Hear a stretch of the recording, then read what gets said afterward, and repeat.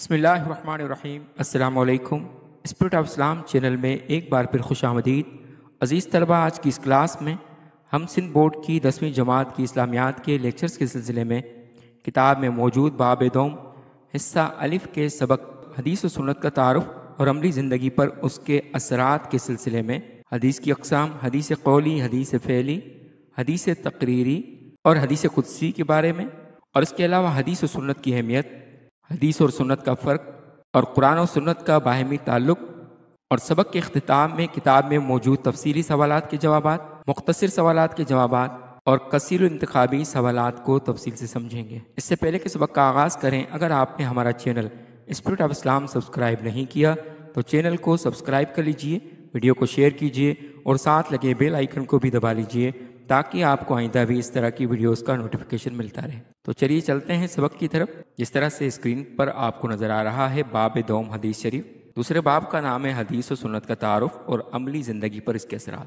جس میں سب سے پہلے حدیث کے بارے میں بتایا گیا ہے۔ لفظ حدیث کے لغوی معنی خبر، بات چیت اور نئی چیز کے ہیں۔ لغوی معنی کا مطلب ہوتا ہے ڈکشنری میننگ، تو ڈکشنری میننگ 3 بتائی گئی ہیں: خبر، بات چیت اور نئی چیز۔ اصطلاح میں سیدنا حضرت محمد رسول اللہ خاتم النبیین صلی اللہ علیہ وآلہ وسلم کے قول، فعل یعنی کام اور تقریر کو حدیث کہا جاتا ہے۔ اصطلاح کا معنی ہوتا ہے اسلامک ٹرم، یعنی ڈکشنری میننگ 3 ہو گئیں، اور اصطلاحی معنی آپ صلی اللہ علیہ وآلہ وسلم کے قول سے مراد جو کچھ آپ صلی اللہ علیہ وآلہ وسلم نے فرمایا، فعل سے مراد جو کچھ آپ علیہ الصلوۃ والسلام کی ذات سے اعمال صادر ہوئے، جو کچھ آپ نے کر کے دکھایا، اور تقریر سے مراد ہے کہ کسی بات کو یا کسی عمل کو دیکھ کر سن کر نبی کریم صلی اللہ علیہ وآلہ وسلم کا سکوت فرمانا۔ تو یہ 3 طرح کی حدیث کہلاتی ہیں۔ اسی طرح حدیث کو خبر اور سنت بھی کہا جاتا ہے، یعنی خبر اس وجہ سے کہا جاتا ہے کہ نبی کریم صلی اللہ علیہ وآلہ وسلم کے بارے میں ہمیں خبر دی گئی، اور سنت اس لیے کہ نبی کریم صلی اللہ علیہ وآلہ وسلم کی پیروی کہلاتا ہے۔ جبکہ حضور اکرم صلی اللہ علیہ وآلہ وسلم سے ہم تک جن لوگوں نے یہ احادیث بیان کی ہیں ان کو راوی اور راویوں کے سلسلے کو سند حدیث کہا جاتا ہے، اور حدیث کی عبارت کو متن کہا جاتا ہے۔ یعنی 3 چیزیں یہاں بیان کی گئیں: نمبر 1 راوی، پھر سند حدیث اور پھر متن۔ راوی کی مثال آپ یوں لے لیں کہ جس طرح سے کہ اگر میں کسی شخص کو کوئی بات بتاؤں، پھر وہ شخص کسی اور کو آگے جا کر بتائے، پھر اس سے آگے، پھر اس سے آگے، تو ایک سے دوسرے تک بات پہنچتے پہنچتے جتنے بھی افراد کی ایک چین بن جائے گی، ان کو کہا جاتا ہے راوی۔ یعنی جس نے مجھ سے سنی وہ میرا راوی کہلائے گا، اور جس نے دوسرے شخص سے سنی وہ اس کا راوی کہلائے گا۔ راویوں کے سلسلے کو سند حدیث کہا جاتا ہے، یعنی یہ جو پوری چین ہے، میں نے اگر کسی کو کوئی بات کہی، وہ مجھ سے سن کر کسی نے آگے، پھر اس سے آگے، پھر اس سے آگے جتنے بھی لوگوں تک پہنچائی، وہ جتنے بھی افراد اس پوری چین میں آئیں گے ان کو سند حدیث کہا جاتا ہے۔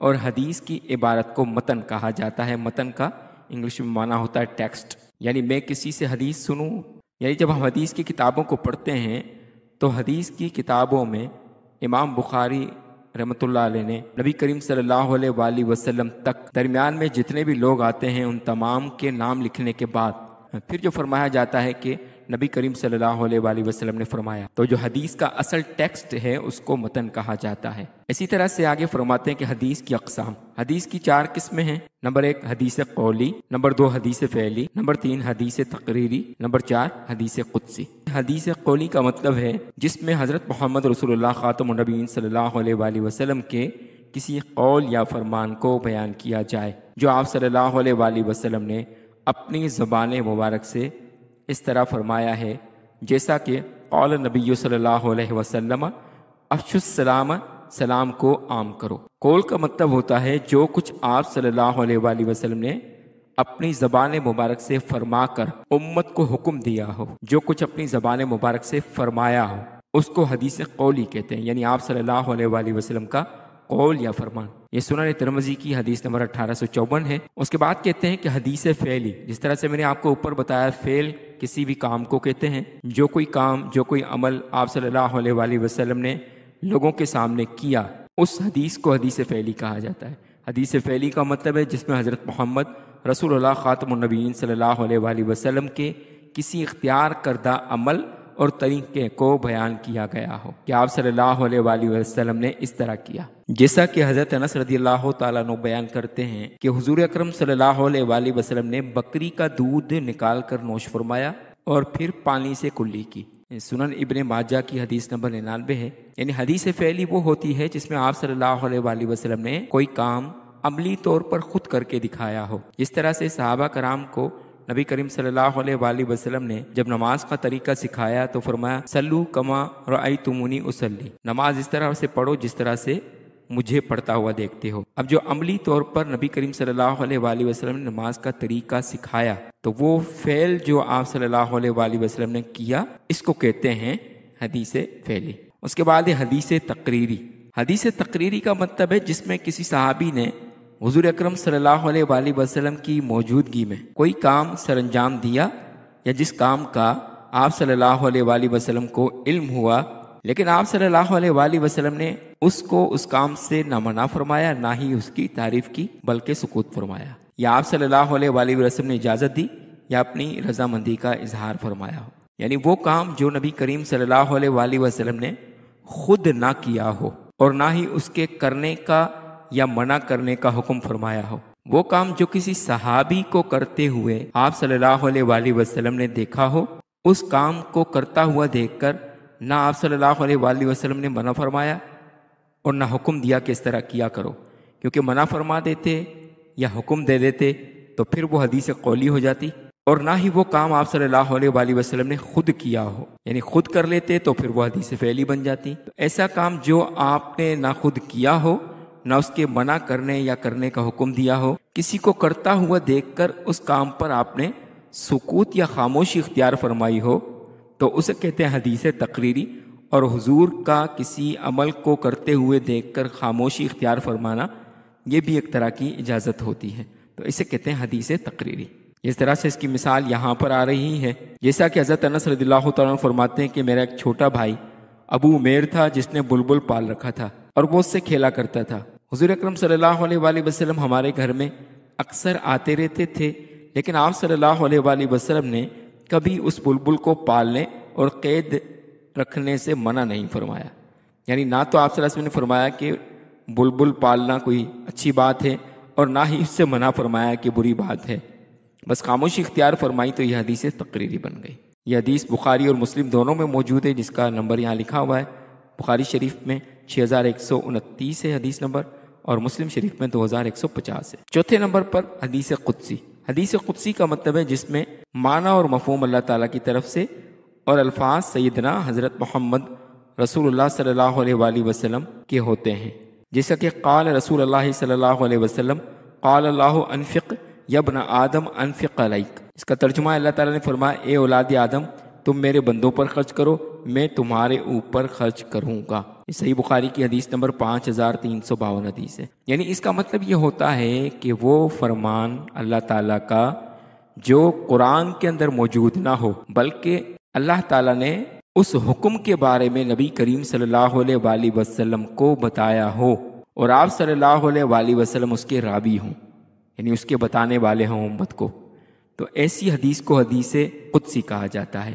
یعنی آپ صلی اللہ علیہ وآلہ وسلم کے زبان مبارک سے دو طرح کے اللہ تعالیٰ کے فرامین ہم تک پہنچے ہیں، ایک وہ جو قرآن میں موجود ہے الحمد سے لے کر والناس تک، دوسرے وہ ہیں جو قرآن میں تو موجود نہیں لیکن آپ صلی اللہ علیہ وآلہ وسلم کو اللہ رب العزت نے خود حکم دیا ہو اور اس کے بارے میں آپ صلی اللہ علیہ وآلہ وسلم نے لوگوں کو بتایا ہو، تو اس حدیث کو حدیث قدسی کہتے ہیں۔ اس طرح سے نبی کریم صلی اللہ علیہ وآلہ وسلم کے بارے میں قرآن مجید نے فرمایا وَمَا يَنطِقُ عَنِ الْهَوَىٰ إِنْ هُوَ إِلَّا وَحْيٌ يُوحَىٰ، کہ آپ صلی اللہ علیہ وآلہ وسلم اپنی زبان مبارک سے اپنی طرف سے کچھ نہیں فرماتے، بلکہ جو کچھ فرماتے ہیں وہ اللہ کا فرمان ہوتا ہے، تو چاہے وہ فرمان قرآن کی شکل میں ہو، چاہے وہ فرمان نبی کریم صلی اللہ علیہ وآلہ وسلم نے اپنی زبان مبارک سے لوگوں کو بتایا ہو کہ اللہ یہ فرماتا ہے، تو وہ حدیث قدسی کہلائے گی۔ عزیز طلبہ، اس کے بعد فرمایا گیا ہے کہ سنت کیا ہوتی ہے۔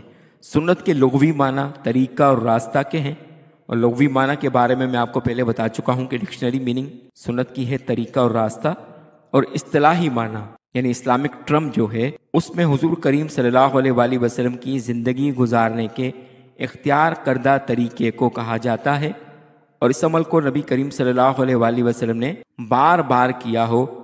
سنت کو قرآن کریم نے اسوہ حسنہ کے نام سے بیان کیا ہے، یعنی وہ عمل جو آپ صلی اللہ علیہ وآلہ وسلم نے اپنی پوری زندگی میں لوگوں کے سامنے کیے، اس طریقے کو سنت کہا جاتا ہے، جس طریقے سے جو کام کیا، یعنی جس طرح سے نماز کے ادا کرنے کا اللہ نے حکم دیا ہے، اب اس طریقے پر، جس طریقے پر ہم نماز پڑھتے ہیں، وہ طریقہ ہم نے کہاں سے اڈاپٹ کیا؟ وہ احادیث سے، اور ان احادیث میں جس طریقے سے نبی کریم صلی اللہ علیہ وآلہ وسلم نے جو طریقہ رکھا، یعنی رکوع کرنے کا طریقہ کیا ہے، سجدہ کرنے کا طریقہ کیا ہے، اسی طرح سے قیام میں کھڑے ہونے کا طریقہ کیا ہے، تو وہ زندگی کے سارے اعمال کے طریقے، ان کو سنت کہا جاتا ہے۔ آگے حدیث و سنت کی اہمیت۔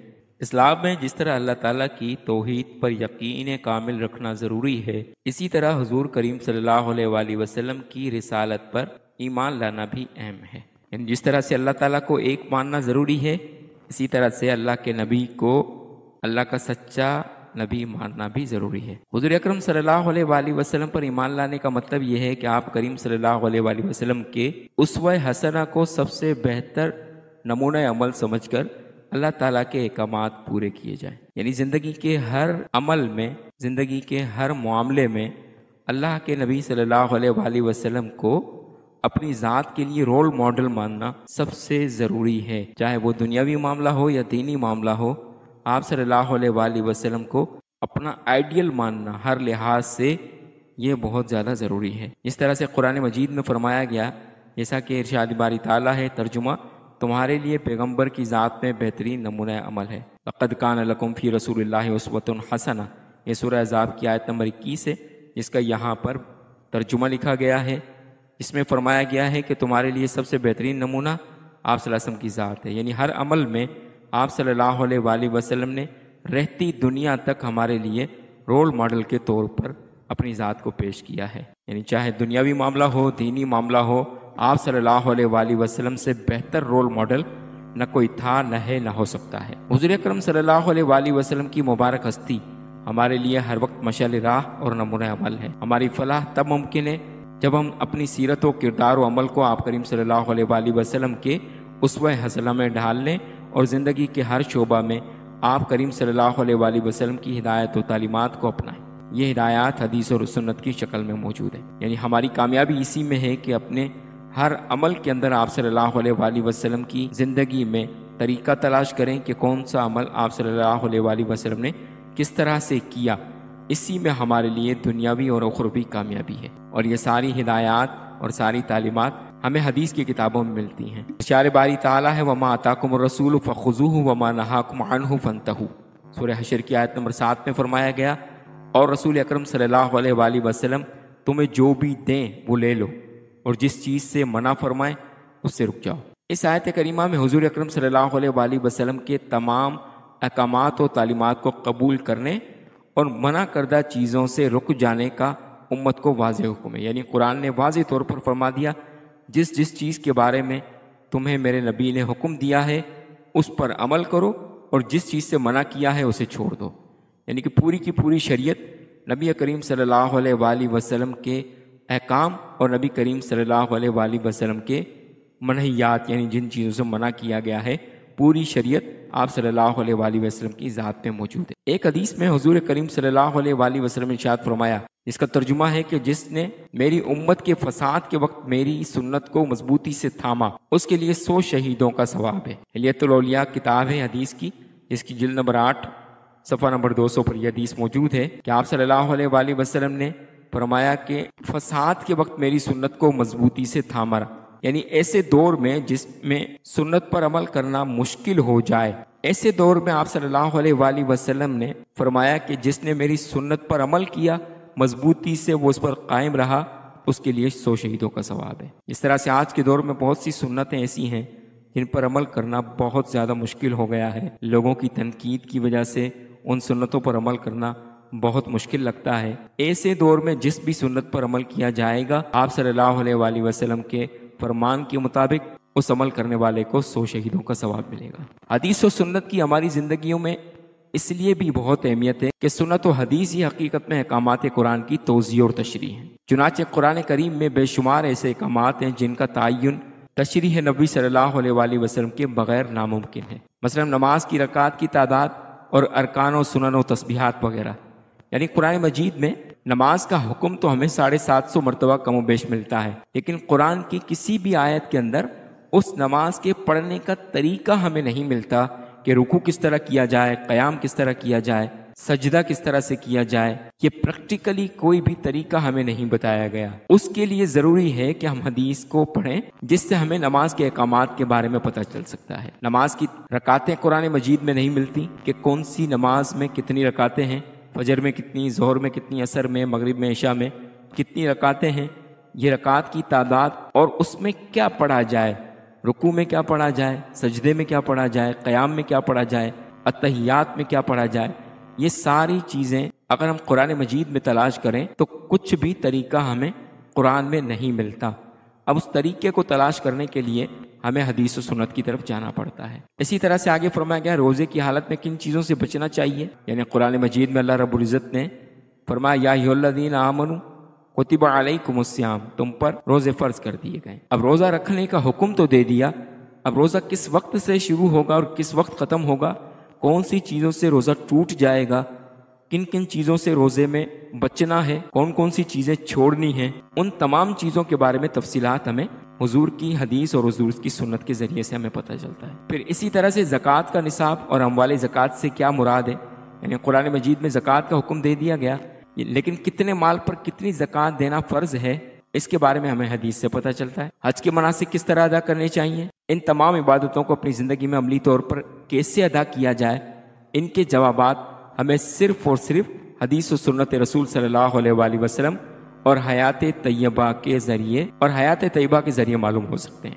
یعنی جب تک پریکٹیکلی طور پر آپ صلی اللہ علیہ وآلہ وسلم کی عملی زندگی کو نہ دیکھیں، تب تک ان تمام احکامات کے بارے میں ہمیں حکم تو مل سکتا ہے قرآن سے، لیکن عملی طریقہ ہمیں قرآن و سنت کے علاوہ کہیں سے نہیں مل سکتا۔ صحابہ کرام رضی اللہ عنہم حضور کریم صلی اللہ علیہ وآلہ وسلم کی اطاعت اور اتباع سنت میں سب سے بڑھ کر تھے۔ ان کو یہ بات بہت پسند تھی کہ حضور کریم صلی اللہ علیہ وآلہ وسلم سفر میں ہوں یا حضر میں، یعنی چاہے کسی سفر میں ہوں یا اپنے گھر پر ہوں، اپنے شہر میں ہوں، کہاں اور کس انداز سے اپنے کام سر انجام دیتے ہیں، چنانچہ وہ بھی اس کام کو اسی انداز سے ادا کرتے اور سنت رسول اللہ حضور کریم صلی اللہ علیہ وآلہ وسلم کی پیروی کرتے تھے۔ یعنی صحابہ کرام دیکھتے تھے حضور سفر میں ہیں تو سفر میں کیا طریقہ اپنایا، حضور گھر پر ہیں تو گھر پر رہنے سہنے کا میں آپ صلی اللہ علیہ وآلہ وسلم کا کیا طریقہ تھا، یہ سارے طریقے صحابہ کرام خود تلاش کیا کرتے تھے، دیکھا کرتے تھے اور اس پر عمل کیا کرتے تھے۔ اس کے بعد بتایا جا رہا ہے حدیث اور سنت کا فرق۔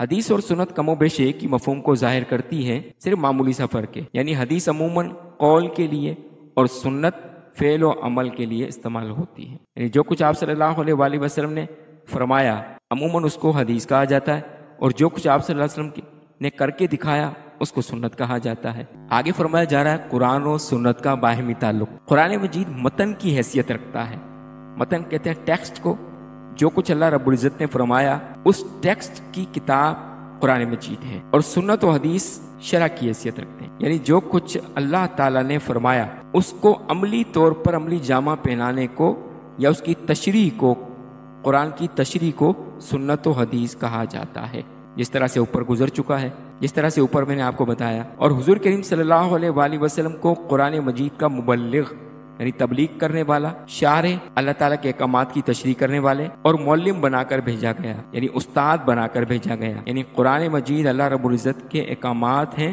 اور اس کی تشریح، اس کی تبلیغ اور اس کو استاد کے طور پر سمجھانا، یہ آپ صلی اللہ علیہ وآلہ وسلم نے کر کے دکھایا۔ پیغمبر کا صرف یہ کام نہیں ہوتا کہ وہ ان احکام الہی لوگوں کو زبانی سنا دے، بلکہ ان کے فرائض منصبی میں یہ بات بھی شامل ہے کہ وہ ان احکام خداوندی کے مفاہیم اور فوائد و حکمتوں کو بیان کرتے ہوئے ان کی عملی تشریح بھی امت کے سامنے پیش کر کے دکھائیں۔ یعنی نبی کریم صلی اللہ علیہ وآلہ وسلم کی ذمہ داری صرف یہ نہیں تھی کہ قرآن مجید کی آیات پڑھ کر صحابہ کرام کو سنا دیں اور اس کے بعد فرمائیں کہ اللہ کا یہ حکم ہے اور اس پر عمل کرو، نہیں، بلکہ اس پر پریکٹیکلی طور پر عمل کر کے دکھانا اور ان کے کیا کیا فوائد ہیں، کیا کیا حکمتیں ہیں، کیا کیا اس کا مطلب ہے، ان ساری چیزوں کے بارے میں امت کو بتانا، صحابہ کرام کو بتانا، یہ نبی کریم صلی اللہ علیہ وآلہ وسلم کی ذمہ داری میں شامل ہے۔ اور اس صراط مستقیم پر خود چل کر عملی نمونہ لوگوں کو سمجھائیں، یعنی لوگوں کو بتائیں کہ ان چیزوں پر عمل کر کے تمہیں کیا فوائد حاصل ہوں گے،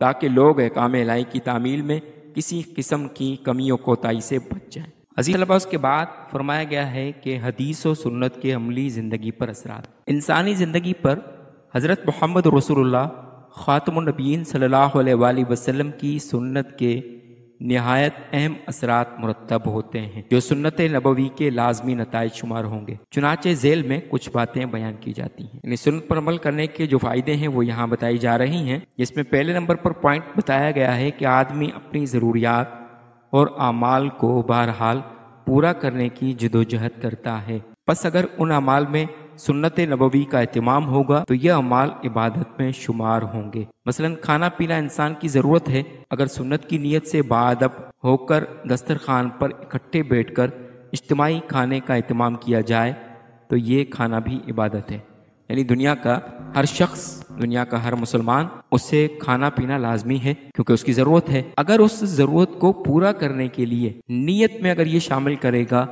کہ سب لوگوں کے ساتھ بیٹھ کر اجتماعی طور پر کھانا کھانا چونکہ نبی کریم صلی اللہ علیہ وسلم کی سنت ہے، اسی طرح سے بیٹھ کر کھانا سنت ہے، تو کھانا پینا ضرورت اس نے اپنی پوری کی، لیکن حضور کی سنت پر عمل کرنے کی نیت کی وجہ سے وہ کھانا پینا بھی اس کے لیے عبادت میں شمار ہو جائے گا۔ اسی کی مثال اگر اس طرح سے لے لی جائے کہ سونا بھی انسان کی ضرورت ہے، دنیا کا ہر شخص نیند کرتا ہے، سوتا ہے، اگر وہ سونے کے لیے نبی کریم صلی اللہ علیہ وسلم کے بتائے ہوئے طریقے پر عمل کرتے ہوئے سنت طریقے پر عمل کر کے سوئے تو سونا بھی اس کی عبادت بن جائے گا، ورنہ صرف سونے کے لیے اگر وہ اپنے طریقے پر سوئے تو اس کے لیے وہ سونا عبادت نہیں بنے گا۔ صاحب ظاہر ہے 6 7 8 گھنٹے انسان اگر سوتا ہے تو اس میں عبادت تو کوئی نہیں کر سکتا، لیکن اگر حضور کے طریقے پر اگر وہ سوئے گا، حضور کی سنت پر عمل کرتے ہوئے حضور کے بتائے ہوئے طریقے پر بستر پر سوئے گا تو وہ 6 7 8 گھنٹے سونا بھی اس کا ضائع نہیں جائے گا، بلکہ وہ بھی اس کے لیے عبادت بن جائے گا۔ اسی طرح سے اگلا پوائنٹ ہے کہ سنت نبوی کے اہتمام سے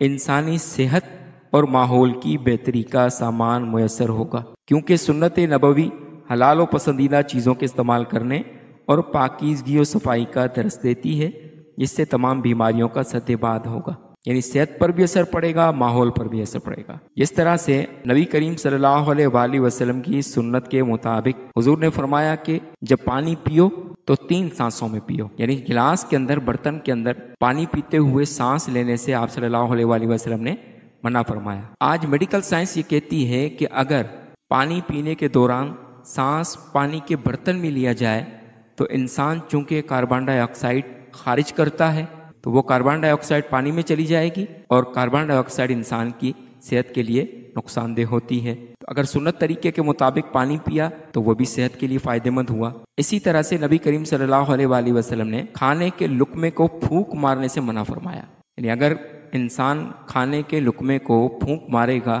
تو وہی کاربن ڈائی آکسائڈ اس کھانے کے لقمے کو لگتی ہے اور وہی جا کر پھر پیٹ میں انسان کی صحت کے لیے نقصان دہ ہوتی ہے۔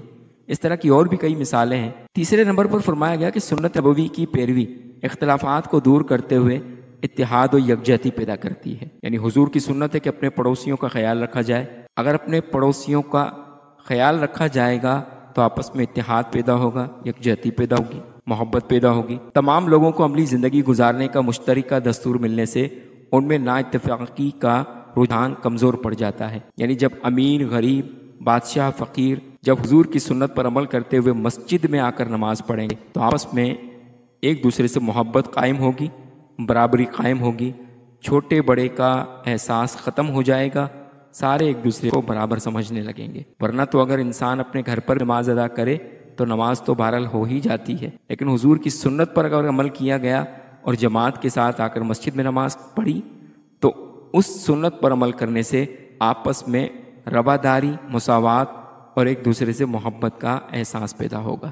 پھر فرمایا گیا کہ سنت نبوی کے اتباع سے باطل اور شیطانی راہوں کی روک تھام ہوتی ہے، حق اور نیکی کے ماحول کو فروغ حاصل ہوتا ہے، جس سے تمام سماجی اور اخلاقی برائیوں کا سد باب ہوتا ہے۔ بہت سارے مسائل میں سائنس نے بھی سنت کی تائید کی ہے، اگرچہ سنت کو سائنس کی تائید کی ضرورت نہیں ہے، یعنی آج میڈیکل سائنس نبی کریم صلی اللہ علیہ وآلہ وسلم کی سنت کو سامنے رکھتے ہوئے اس نتیجے پر پہنچی ہے کہ آپ صلی اللہ علیہ وآلہ وسلم کے ہر عملی طریقے میں صحت کے لحاظ سے، سائنسی لحاظ سے بھی انسان کی فلاح و کامیابی ہے۔ عزیز طلبہ، اس کے بعد چلتے ہیں کتاب میں موجود اس سبق کے مشقی سوالات کی طرف، جس میں پہلے تفصیلی سوالات کے جوابات ہیں۔ مندرجہ ذیل سوالات کے تفصیلی جوابات تحریر کریں۔ اس میں پہلا سوال ہے، حدیث و سنت پر مضمون تحریر کیجیے۔ اس کا جواب ہے حدیث۔ سب سے پہلے اس کی تعریف ہے۔ حدیث کے لغوی معنی خبر اور بات چیت کے ہیں، جبکہ اصطلاح میں آپ صلی اللہ علیہ وآلہ وسلم کے قول، فعل یعنی کام اور تقریر کو حدیث کہا جاتا ہے۔ اس کے علاوہ حدیث کو خبر اور سنت بھی کہتے ہیں۔ اس کے بعد ہے حدیث کی ضرورت اور اہمیت۔ اللہ تعالیٰ نے امت مسلمہ کو قرآن مجید کی صورت میں ایک عظیم تحفہ دیا ہے، جبکہ آپ صلی اللہ علیہ وآلہ وسلم کی تعلیم کے اقوال اور افعال کو حدیث کی صورت میں بہترین سامان عنایت فرمایا ہے۔ احادیث قرآن مجید کی تشریح کے ساتھ ساتھ امت مسلمہ کو زندگی کی صحیح راہ فراہم کرنے کے لیے رہنمائی کرتی ہیں۔ جس طرح قرآن مجید کی حفاظت کا ذمہ اللہ تعالیٰ نے لیا، ویسے ہی احادیث کو یہ شرف و امتیاز حاصل ہے کہ وہ ہم تک کم و بیش اپنے الفاظ کے ساتھ پہنچتی ہے، جو آپ صلی اللہ علیہ وآلہ وسلم نے اپنے صحابہ کو ارشاد فرمائے تھے۔ اسلام میں جس طرح اللہ تعالیٰ کی توحید پر یقین کامل رکھنا ضروری ہے، اسی طرح حضور صلی اللہ علیہ وآلہ وسلم کی رسالت پر ایمان لانا بھی ضروری ہے، اور ایمان لانے کا مطلب یہ ہے کہ آپ صلی اللہ علیہ وآلہ وسلم کے اسوہ حسنہ کو اپنی زندگی کا عملی نمونہ بنائیں۔ اس کے بعد ہے سنت رسول و اطاعت۔ ارشاد باری تعالیٰ ہے کہ اور رسول اکرم صلی اللہ علیہ وآلہ وسلم جو بھی دیں وہ لے لو، اور جس چیز سے منع فرمائیں اس سے رک جاؤ۔ یہ سورہ حشر کی آیت نمبر 7 ہے۔ اس آیت میں اللہ تعالیٰ نے حضور صلی اللہ علیہ وآلہ وسلم کے تمام احکامات اور تعلیمات کو قبول کرنے اور منع کردہ چیزوں سے رک جانے کا امت کو واضح حکم دیا ہے۔ ایک حدیث میں نبی کریم صلی اللہ علیہ وآلہ وسلم نے ارشاد فرمایا، جس نے میری امت کے فساد کے وقت میری سنت کو مضبوطی سے تھاما، اس کے لیے 100 شہیدوں کا ثواب ہے۔ یہ حدیث کی کتاب حلیت الاولیاء کے اندر یہ حدیث موجود ہے۔ اس کے بعد فرمایا کہ حدیث و سنت کی ہماری زندگی میں اہمیت۔ سنت اور حدیث حقیقت میں احکامات قرآن کی وضاحت اور تشریح ہیں۔ چنانچہ قرآن کریم میں بے شمار ایسے احکامات ہیں جن کا تعین نبی کریم صلی اللہ علیہ وآلہ وسلم کے ارشاد کے بغیر ممکن نہیں۔ مثلا نماز کی رکعات کی تعداد اور ارکان و سنن، روزے کی حالت میں کن چیزوں سے بچنا چاہیے، زکوٰۃ کا نصاب اور اموال زکوٰۃ سے کیا مراد ہے، حج کے مناسک کس طرح ادا کرنے چاہیے، ان سب کے جوابات ہمیں صرف اور صرف حدیث و سنت رسول سے ملتے ہیں۔ حدیث و سنت کا فرق، حدیث و سنت کم و بیش ایک ہی مفہوم کو ظاہر کرتی ہے، صرف معمولی سا فرق ہے۔ حدیث عموماً قول کے لیے اور سنت فعل و عمل کے لیے استعمال ہوتی ہے۔ اس کے بعد ہے قرآن و سنت کا باہمی تعلق۔ قرآن مجید متن کی حیثیت رکھتا ہے۔ حضور اکرم صلی اللہ علیہ وآلہ وسلم کو قرآن مجید کا مبلغ، شارح یعنی تشریح کرنے والے اور معلم بنا کر بھیجا گیا ہے۔ پیغمبر کا صرف یہ کام نہیں ہوتا کہ وہ احکام الہی لوگوں کو زبانی سناتے ہیں، بلکہ اس کے فرائض میں یہ بات بھی شامل ہے کہ وہ ان احکام خداوندی کے مفاہیم اور حکمتوں کو بیان کرتے ہوئے ان کی عملی تشریح بھی امت کے سامنے پیش کریں، تاکہ لوگ احکام الہی کی تعمیل میں کسی قسم کی کمی و کوتاہی سے بچ جائیں۔ اس کے بعد اگلا سوال ہے حدیث کی اقسام پر نوٹ تحریر کریں۔ اس کا جواب ہے حدیث کی اقسام، حدیث کی 4 قسمیں ہیں۔ نمبر 1 حدیث قولی، نمبر 2 حدیث فعلی، نمبر 3 حدیث تقریری، نمبر 4 حدیث قدسی۔ سب سے پہلے حدیث قولی کے بارے میں پڑھ لیتے ہیں۔ حدیث قولی اس حدیث کو کہتے ہیں جس میں آپ صلی اللہ علیہ وآلہ وسلم کے کسی قول یا فرمان کو بیان کیا جائے، جیسا کہ حدیث میں آپ صلی اللہ علیہ وآلہ وسلم نے فرمایا، افشوا السلام، سنن ترمذی کی حدیث ہے جس کا معنی ہے سلام کو عام کرو۔ اس کے بعد حدیث فعلی، حدیث فعلی اس حدیث کو کہتے ہیں جس میں آپ صلی اللہ علیہ وآلہ وسلم کے کسی اختیار کردہ عمل اور طریقے کو بیان کیا گیا ہو، جیسا کہ ایک روایت میں آتا ہے کہ حضور اکرم صلی اللہ علیہ وآلہ وسلم نے بکری کا دودھ نکال کر نوش فرمایا اور پھر پانی سے کلی کی۔ یہ حدیث سنن ابن ماجہ کی کتاب سے لی گئی ہے۔ اس کے بعد ہے حدیث تقریری۔ حدیث تقریری اس حدیث کو کہتے ہیں جس میں صحابی نے آپ صلی اللہ علیہ وآلہ وسلم کی موجودگی میں کوئی کام سر انجام دیا، یا جس کام کا آپ صلی اللہ علیہ وآلہ وسلم کو علم ہوا، لیکن آپ صلی اللہ علیہ وآلہ وسلم نے اس کام کو منع نہیں فرمایا اور نہ ہی اس کی تعریف کی، بلکہ سکوت فرمایا یعنی خاموشی فرمائی، یا آپ صلی اللہ علیہ وآلہ وسلم نے اجازت دی یا اپنی رضامندی کا اظہار فرمایا۔ مثلا حضور صلی اللہ علیہ وآلہ وسلم نے حضرت ابو عمر کو بلبل پالتے ہوئے دیکھا اور خاموشی اختیار کی، صحیح بخاری کی حدیث ہے۔ اس کے بعد ہے حدیث قدسی۔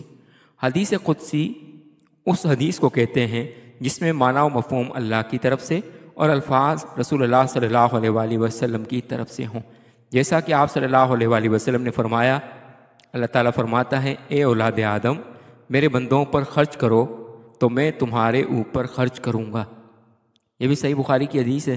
عزیز طلبہ، اس کے بعد سوال نمبر 3 ہے، ہماری زندگی پر سنت سے مرتب ہونے والے اثرات پر نوٹ تحریر کریں۔ اس کے جواب میں سب سے پہلے حدیث و سنت کی عملی زندگی پر اثرات کے حوالے سے، جس میں فرمایا گیا کہ انسانی زندگی پر حضرت محمد رسول اللہ صلی اللہ علیہ وآلہ وسلم کی سنت کے نہایت اہم اثرات مرتب ہوتے ہیں، جو سنت نبوی کے لازمی نتائج شمار ہوں گے۔ چنانچہ ذیل میں کچھ باتیں بیان کی جاتی ہیں۔ نمبر 1، آدمی اپنی ضروریات اور اعمال کو بہرحال پورا کرنے کی جدوجہد کرتا ہے، پس اگر ان اعمال میں سنت نبوی کا اہتمام ہوگا تو یہ اعمال عبادت شمار ہوں گے۔ مثلا کھانا پینا انسان کی ضرورت ہے، اگر سنت کی نیت سے باادب ہو کر دسترخوان پر اکٹھے بیٹھ کر اجتماعی کھانے کا اہتمام کیا جائے تو یہ کھانا بھی عبادت ہے۔ نمبر 2، سنت نبوی کے اہتمام سے انسانی صحت اور ماحول کی بہتری کا سامان میسر ہوگا، کیونکہ سنت نبوی حلال و پسندیدہ چیزوں کے استعمال کرنے اور پاکیزگی و صفائی کا درس دیتی ہے، جس سے تمام بیماریوں کا سد باب ہوگا۔ نمبر 3، سنت نبوی کی پیروی اختلافات کو دور کرتے ہوئے اتحاد و یکجہتی پیدا کرتی ہے۔ تمام لوگوں کو عملی زندگی گزارنے کا مشترکہ دستور ملنے سے ان میں نااتفاقی کا رجحان کمزور پڑ جاتا ہے۔ نمبر 4، سنت نبوی کے اتباع سے باطل اور شیطانی راہوں کی روک تھام ہوتی ہے، حق اور نیکی کے ماحول کو فروغ حاصل ہوتا ہے، جس سے تمام سماجی اور اخلاقی برائیوں کا سدباب ہوتا ہے۔ نمبر 5، بہت سارے مسائل میں سائنس نے بھی سنت کی تائید کی ہے، اگرچہ سنت کو سائنس کی تائید کی ضرورت نہیں ہے۔ اس کے بعد اگلا سوال ہے، مندرجہ ذیل سوالات کے مختصر جوابات تحریر کریں۔ پہلا سوال ہے، سنت سے کیا مراد ہے؟ قرآن کریم کی روشنی میں تحریر کریں۔ اس کے جواب میں سب سے پہلے لغوی معنی ہے۔ سنت کے لغوی معنی طریقے کے ہیں۔ اس کے بعد اصطلاحی معنی، اصطلاح میں نبی کریم صلی اللہ علیہ وآلہ وسلم کے زندگی گزارنے کے اختیار کردہ طریقے کو سنت کہا جاتا ہے۔ قرآن کریم میں اللہ تبارک و تعالیٰ فرماتے ہیں، اے نبی صلی اللہ علیہ وآلہ وسلم، کہہ دو کہ اگر تم اللہ سے محبت کرتے ہو تو میرے طریقے پہ چلو، اللہ بھی تم سے محبت کرے گا اور تمہارے گناہوں کو معاف کر دے گا۔ اس کے بعد دوسرا سوال ہے، حدیث کے لغوی اور اصطلاحی معنی تحریر کریں۔ اس کے جواب میں لغوی معنی ہیں، حدیث کے لغوی معنی خبر اور بات چیت کے ہیں، اور اس کے اصطلاحی معنی ہیں، اصطلاح میں آپ صلی اللہ علیہ وآلہ وسلم کے قول، فعل یعنی کام اور تقریر کو حدیث کہا جاتا ہے۔ اس کے علاوہ حدیث کو خبر اور سنت بھی کہتے ہیں۔ اس کے بعد سوال ہے، سنت کے لغوی معنی اور اصطلاحی معنی کیا ہیں؟ اس کا جواب ہے، سنت کے لغوی معنی طریقہ اور راستہ کے ہیں۔ اصطلاح میں حضور صلی اللہ علیہ وآلہ وسلم کی زندگی گزارنے کے اختیار کردہ طریقے کو کہا جاتا ہے، اور اس عمل کو نبی کریم صلی اللہ علیہ وآلہ وسلم نے بار بار کیا ہو۔ اگلا سوال ہے، اسوہ کس زبان کا لفظ ہے اور اس کے لغوی معنی کیا ہے؟ اس کا جواب ہے، اسوہ عربی زبان کا لفظ ہے، جس کے معنی نمونہ کے ہیں۔ قرآن کریم کے ارشاد کے مطابق نبی کریم صلی اللہ علیہ وآلہ وسلم کی زندگی میں تمام امت کے لیے بہترین نمونہ ہے۔ آپ صلی اللہ علیہ وآلہ وسلم کی تمام تعلیمات پر عمل کرنے میں ہی دنیا اور آخرت کی کامیابی اور بھلائی ہے۔ اس کے بعد سوال ہے، متن حدیث کسے کہتے ہیں؟ اس کا جواب ہے، حدیث کی عبارت کو متن حدیث کہا جاتا ہے۔ اس کے بعد سوال ہے، سند حدیث کی تشریح کریں۔ اس کا جواب ہے، حضور اکرم صلی اللہ علیہ وآلہ وسلم سے ہم تک جن لوگوں نے احادیث بیان کی ہیں ان کو راوی اور راویوں کے سلسلے کو سند حدیث کہا جاتا ہے۔ اگلا سوال ہے، راوی سے کیا مراد ہے؟ وضاحت کریں۔ اس کا جواب ہے، راوی روایت سے ہے، جس کے معنی ہے حدیث کے سلسلے میں متن حدیث کو نقل کرنے والے کو راوی کہا جاتا ہے۔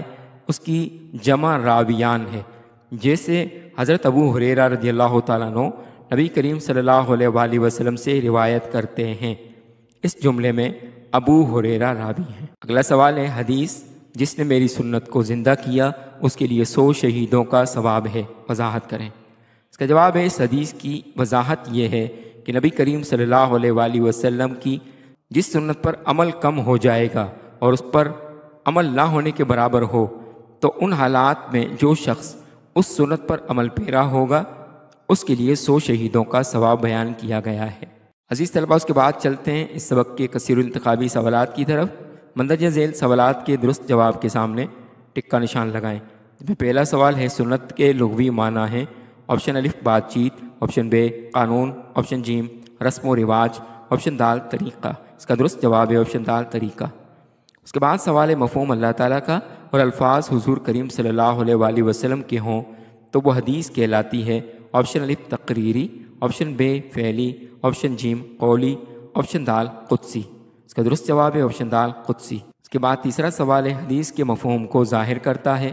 آپشن الف سنت، آپشن بے عقل، آپشن جیم قیاس، آپشن دال اجماع۔